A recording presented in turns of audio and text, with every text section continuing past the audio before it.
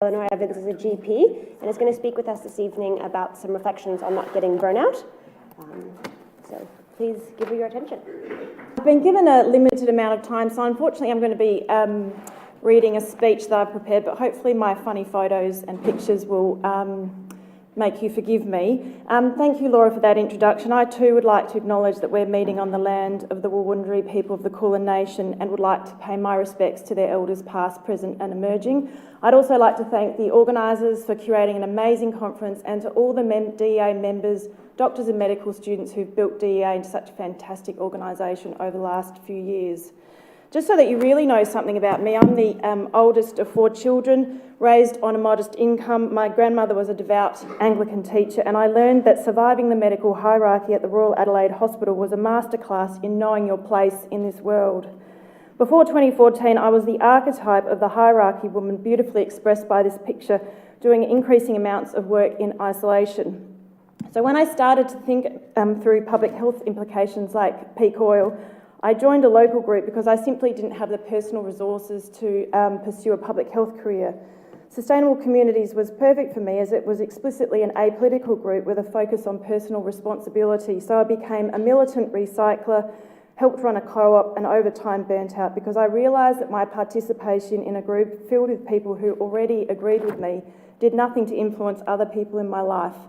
Furthermore, and quite deliberately, I did everything privately.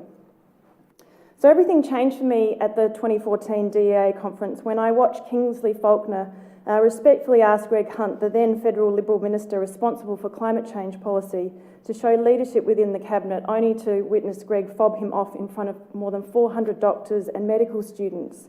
For me, the right person had asked the right question in the right way at the right time and was told where to go.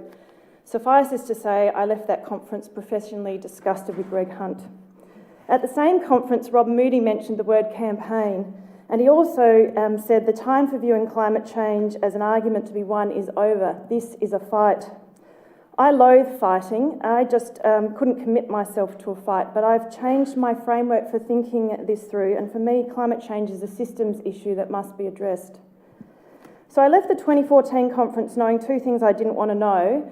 The community had a serious problem requiring urgent attention with respect to climate change, and that wouldn't be solved by waiting to cast my vote at the next federal election, and that I'd been presented with an idea I had no idea how to fix.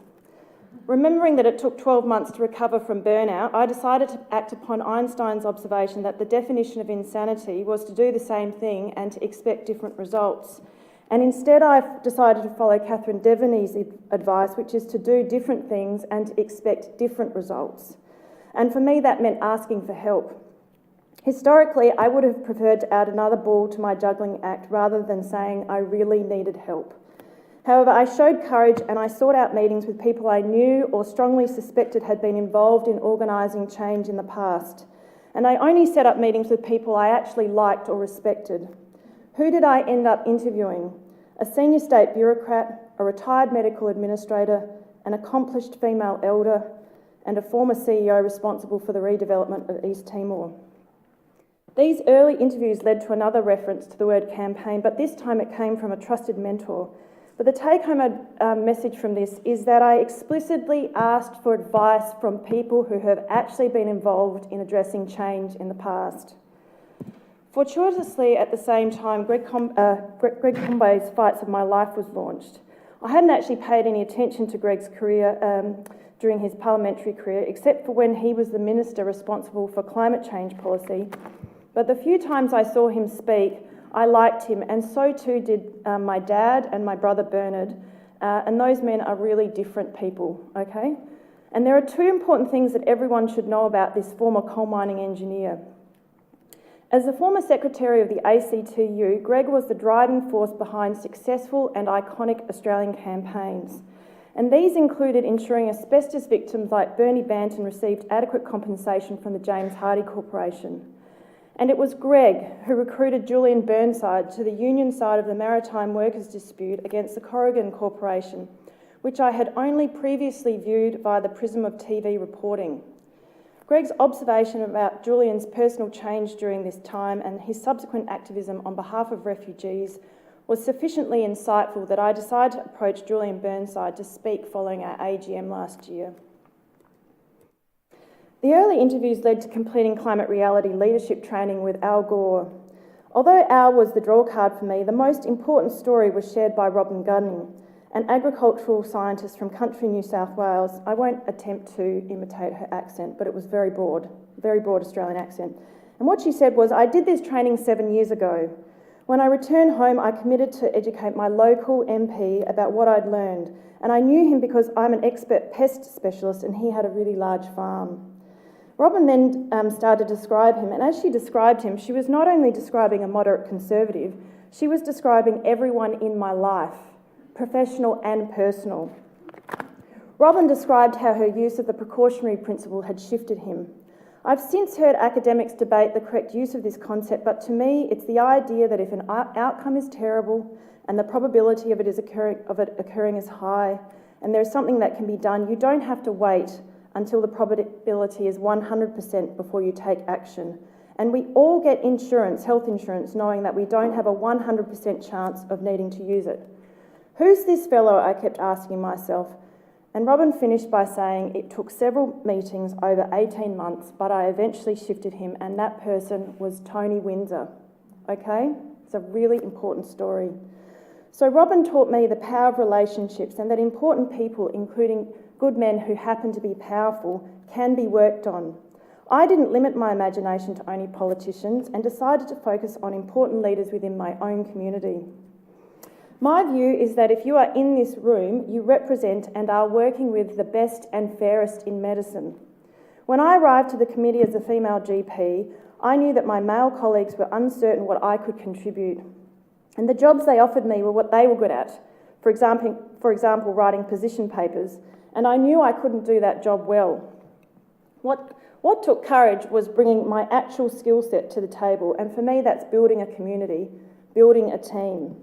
The men didn't know that they needed this, but in maximising my pre-existing skills and respecting their needs, which was attending meetings regularly for the first year, I've become a trusted member of an increasingly effective team.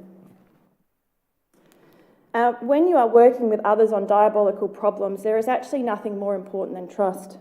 The benefit is that when you prove yourself, people start taking risks with you, okay, and they start supporting your ideas, such as collaborating with solutions. And in South Australia, that means that we are already forming relationships with local government. And teams and communities are also an essential support system for setbacks, such as the election of Donald Trump, an unfortunate but non-negotiable part of this work. The natural antidote to systemic disinformation is leadership. Pushing ourselves to have our voices heard feels like we are taking risks, but in fact we aren't. As professional science communicators and opinion leaders, our communities want to know what doctors think about climate change.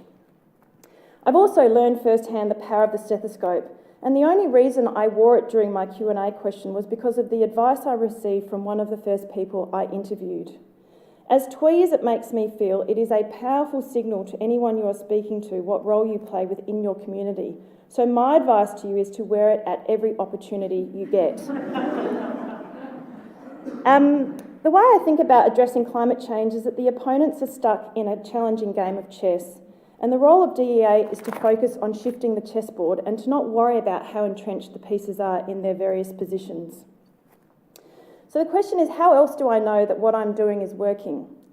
I know what I'm doing is working because amongst my numerous wins, my hard right, evangelical Christian, medical specialist uncle from Queensland, who sent me a 5-page handwritten letter articulating why I was a complete idiot when I sent him a copy of the book Merchants of Doubt and asked him to read it 2 years ago, recently agreed to forward advertising material to family members when former US Republican Bob Inglis toured the country, including an address to the National Press Club in Canberra talking about climate change solutions.